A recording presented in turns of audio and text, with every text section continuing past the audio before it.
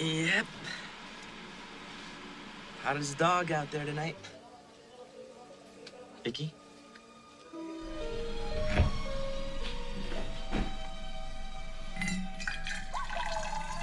It's a nice blouse.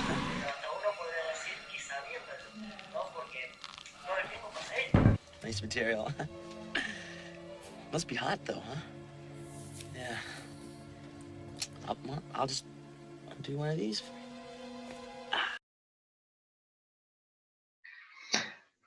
Bueno, buenas, ¿cómo andan? Estamos en la segunda parte del análisis de The Blob. Si no vieron la primera parte, vayan a verla. Aunque igualmente pueden ver. Pero nada, antes de seguir hablando, nada. ¿Cómo va, Teo? ¿Cómo estás? ¿Cómo estás? ¿Todo en orden? Sí, como vamos a enfocar un punto de vista por ahí más dentro de la trama que teórico, pueden ver este y después ver el otro, o ver el primero y después ver este. Cuando vean el primer capítulo, nada, van a ver como un discurso marxista revolucionario. Nah, mentira.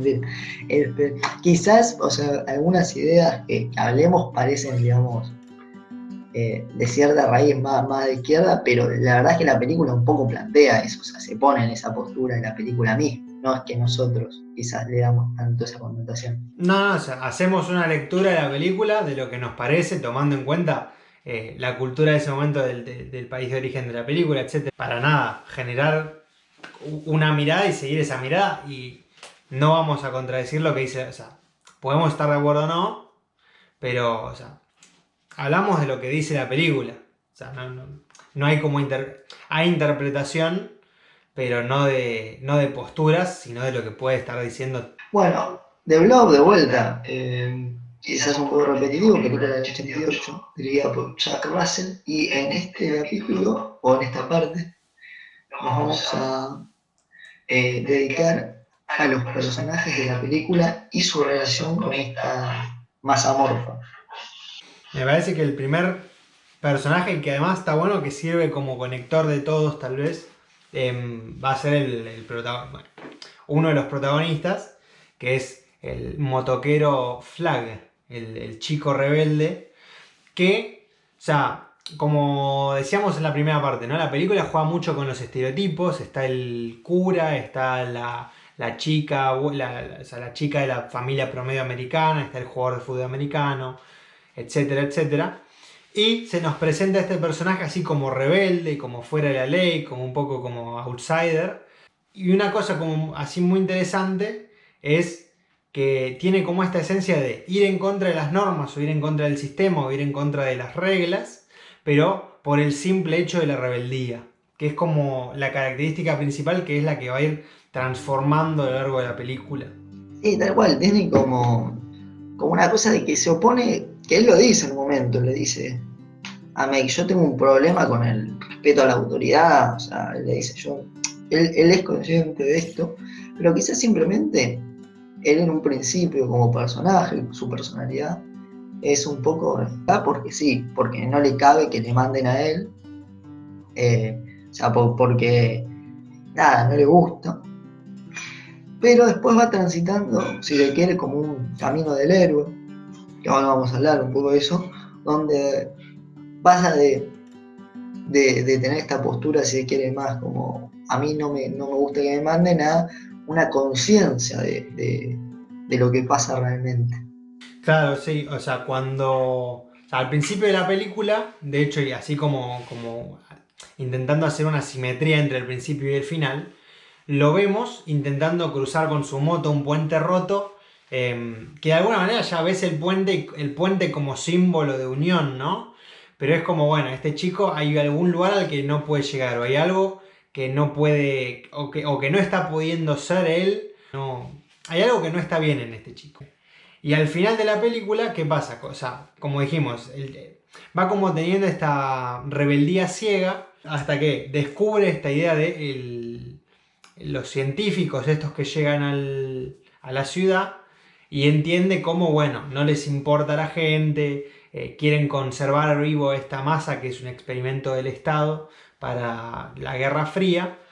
Entonces, ¿él qué hace? Él, de alguna manera, toma conciencia y esta rebeldía ciega se convierte en, de alguna manera, un heroísmo, si queremos, o sea, adquiere la figura del héroe, pero toma una responsabilidad de decir, bueno, yo estoy en contra de esta gente porque está haciendo tal cosa bien o tal cosa mal, y yo me opongo. También de alguna manera un poco como a manera de salvación, o sea, el mundo se está viniendo abajo y destruir o ir en contra de esa gente que quiere destruir el mundo. No, total. ¿Qué es esto? O sea, es ese camino del héroe, donde con relación a esto que decías del puente, como primero el puente no lo puede cruzar.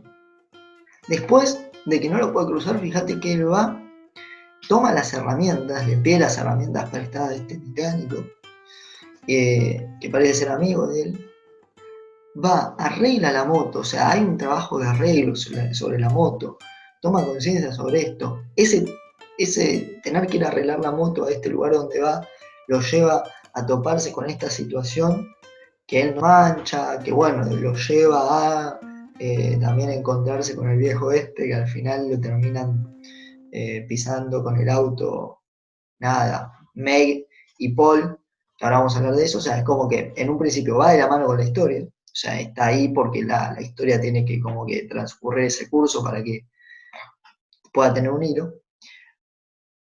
Sí, de hecho tiene como esta contraposición con el personaje de Paul, que es el jugador de fútbol americano que sale con Meg. Tienen como esta contraposición de que uno es, como ya dijimos, ¿no? Es como una persona que está fuera de sociedad, es muy rebelde. De hecho, nos dicen que, bueno, que no tiene padre, que la madre no se sabe dónde está. Y por otro lado tenemos a Paul, que de alguna manera representa como esto que mencionamos de los estereotipos. Es como el chico perfecto americano, con esta idea de, bueno, el deportista, como además el chico se nos lo presenta como un muy correcto, tiene como una mirada medio romántica.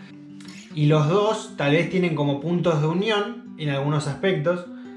Si bien el personaje de Paul muere muy rápido en la película, pero tienen como esta idea como más presente, no en el personaje de Brian, pero esta idea como de ayuda sin ningún tipo de interés. O sea, es como el camino que transcurren y las cosas que hacen no las hacen por un interés, sino que las hacen como nada, justamente porque son los héroes y de manera desinteresada, que es lo contrario a lo que pasa después con los científicos, que vemos que son los que crean The Blob y están dispuestos a sacrificar cualquier cosa con tal de que su experimento sobreviva. Ahí hay como, a ver, una crítica, si se quiere, o no sé, una crítica, pero como un debate, ¿no? Como sobre la ciencia y su utilización en el mundo, ¿no? O sea, la ciencia y el avance tecnológico. Es algo que nombrabas por ahí un poco en el capítulo anterior, ¿no? De estas cosas, de que quizás instrumentos bélicos, como el celular, el internet, no sé, los GPS, después terminan teniendo una utilidad en nuestra vida, que hoy en día el celular es algo que nos facilita, no sé, mil cosas, o sin internet, de hecho no podríamos estar haciendo esto que estamos haciendo ahora. ¿No? Y cómo de repente esa utilización, que en algunos casos se puede volver beneficiosa o está copada, de repente también a veces se utiliza en términos que pueden ser autodestructivos para nosotros. Entonces como que plantea ese debate.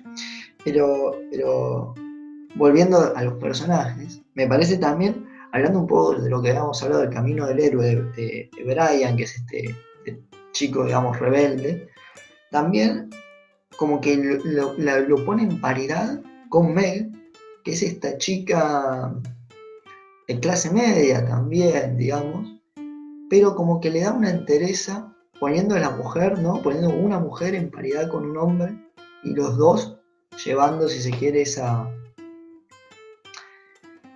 enfrentamiento, porque al final son ellos dos los que se terminan ni siquiera enfrentando al monstruo, porque ellos no se enfrentan al monstruo, sino que se enfrentan ante este científico que representa el gobierno de los Estados Unidos, que se terminan enfrentando a él, ni siquiera se terminan enfrentando a The Blob directamente. Sí, de hecho hay una escena como muy western, de hecho, muy como parece medio película del oeste, que es que cuando el científico los intenta sacrificar de alguna manera, bueno, ellos consiguen sobrevivir y llegan a la calle. El científico en un momento hay como un enfrentamiento entre el científico, esta pareja de Brian y Meg, y aparece el policía apuntándole al científico. De alguna manera porque además antes veíamos al policía como diciéndole a Brian, que es como un chico muy rebelde, que bueno, que lo va a meter preso, que ya no puede hacer lo que quiera porque va a ser un adulto, porque está por cumplir 18, bla bla bla. Los enfrentó antes, pero ahora, o sea, porque este policía es un policía de este pueblo pequeño, y de alguna manera los une para poder enfrentar a este enemigo real que son estos científicos que traen al pueblo todo este monstruo que los va a devorar a todos, los va como uniendo. Después, ¿alguna otra cosa de los personajes? No, después, por ejemplo, es interesante marcar los personajes que va comiendo la Mancha Voraz, que quizás hay escenas que van más allá directamente de los personajes principales. Porque el primer personaje que la Mancha va a abducir, si se quiere, bueno, no sé qué verbo, sí que va a consumir, no sé qué verbo le puedo poner, es un vagabundo, un tipo nada, es un rezagado de la sociedad, ¿no? Tipo pobre que no tiene casa, no tiene trabajo, o sea, no está dentro de funcionamiento social. Y retomando un poco una idea vamos a citar a Dani Núñez, que es un crítico de cine, que ha sido profesor nuestro también, nos comentaba que hay algo interesante en la película, y es que, por ejemplo, cuando la Mancha Voraz abduce a este tipo pobre, lo primero que la abduce es la mano. Y digamos, la mano en este tipo vagabundo, pobre, como representación, si se quiere, de su herramienta más directa de conseguir dinero.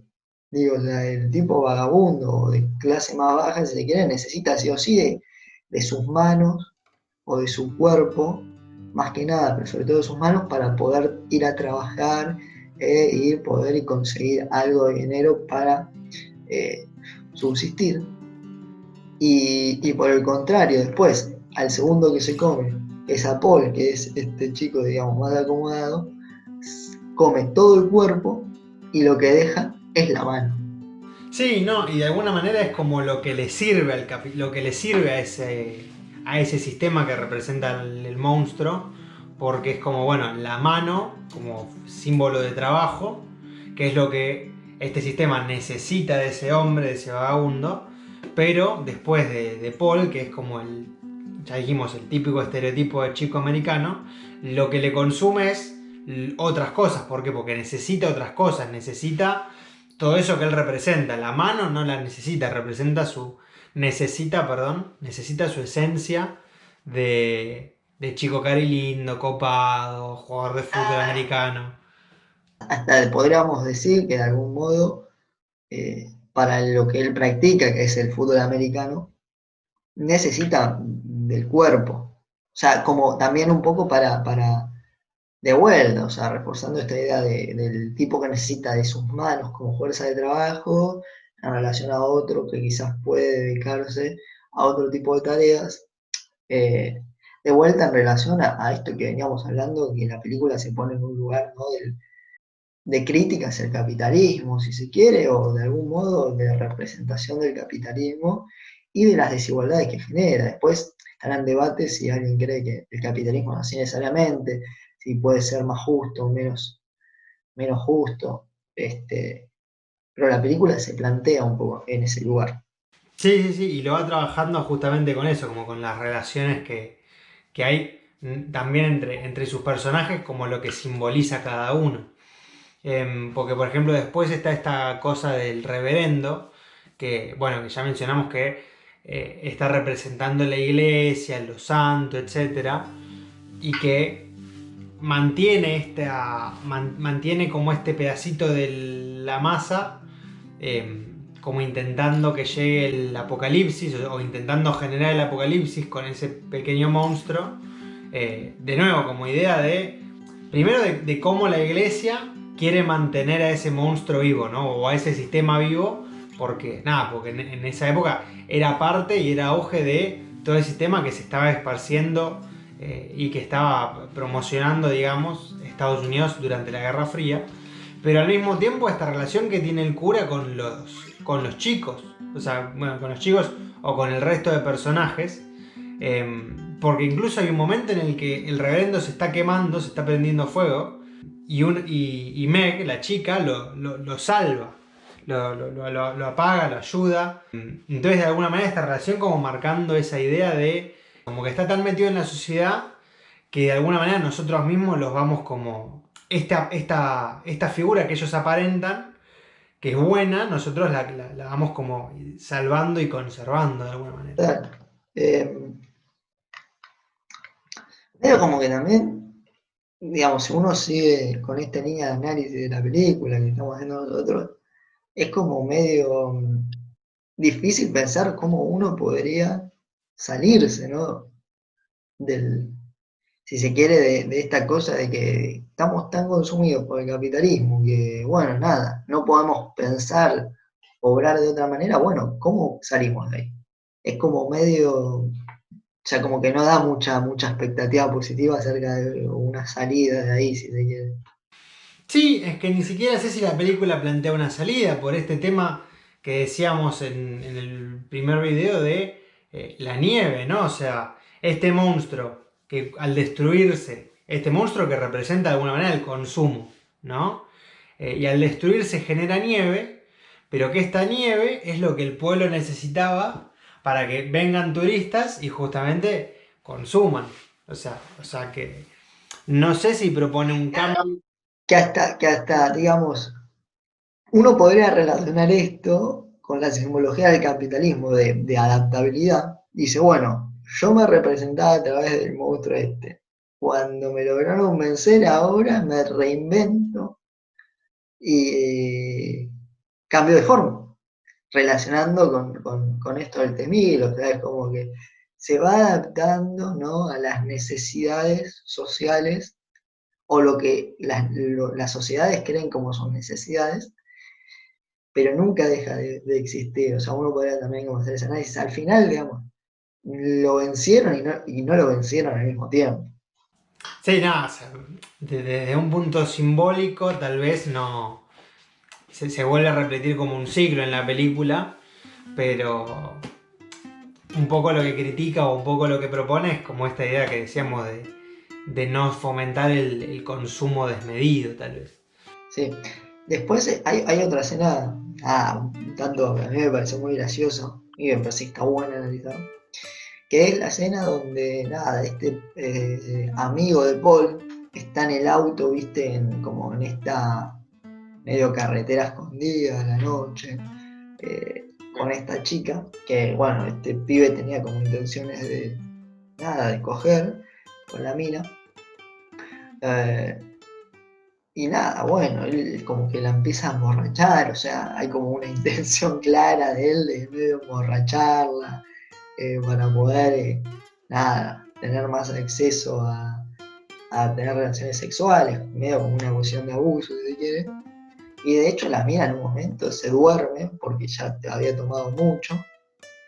Y cuando él la intenta abusar, que le intenta tocar una teta literalmente, se ve que la cosa se había metido la cosa, digo, la masa amorfa esta estaba dentro de esta mina, y cuando él le toca la teta, ¡pum!, se lo termina, pero literalmente comiendo. Que nada, como también de vuelta esta idea de algún modo, ahí podríamos hablar de cierta idea feminista, si se quiere, que plantea la película, ¿no?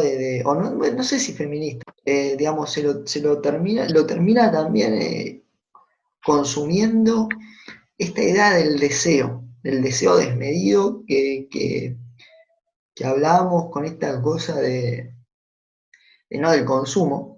O sea, digamos, el consumo se fomenta a través del deseo, que muchas veces podríamos pensar que nosotros deseamos cosas que a veces no necesitamos. Es un poco nuestra idea del capitalismo, o que algunos plantean del capitalismo, como que se nos crean necesidades.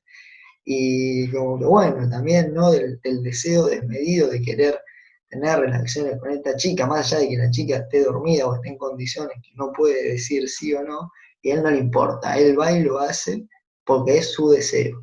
Sí, yo creo que en realidad ahí lo que está planteando la película, más que este aspecto que decís vos, es como o sea, esta relación que dijimos, ¿no? O sea, que de alguna manera la mancha esta en un punto también estaba representando a la iglesia.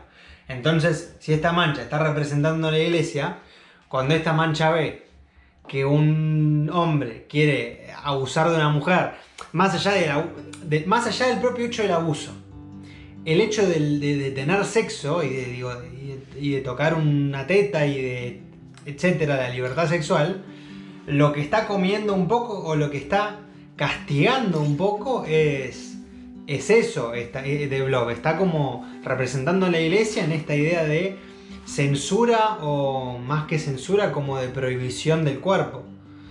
Más allá y también de prohibición del cuerpo y del pecado. O sea, en realidad lo que está comiendo o a lo que está castigando de alguna manera de Blob es eso.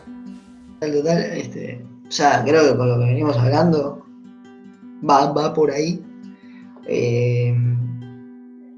Pero a su vez como que, no sé, a mí personalmente lo que me pasó es como que dije, bueno, tomá, o sea, qué bien que te comió la mancha porque querías abusar de una mina, pero sí, pero quizás no va tanto por el lado que quizás que planteé yo, sino va más allá más por esta cosa de censurar la idea de lo sexual, ¿no? De la idea de poder tener relaciones.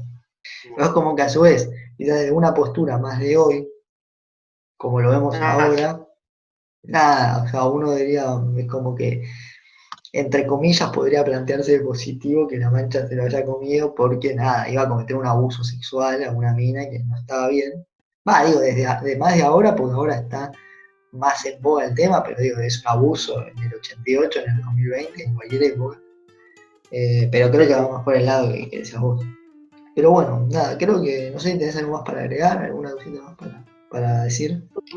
No, no, no.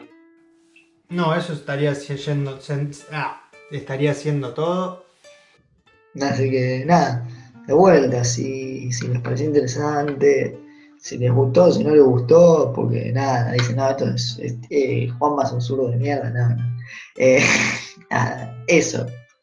Que digan sus pareceres acerca de la película y de nuestra opinión, si les pareció interesante, si les gustó, mírenla, que nada, que esa parte es una película cortita, hora y media, y que yo la vi y me cagué de risa, muy graciosa, más allá de todos estos temas que habla.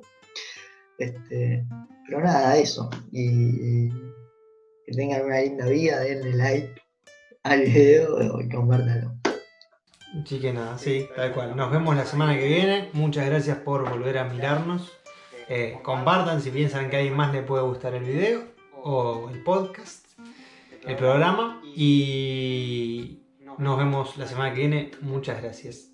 Chau, chau.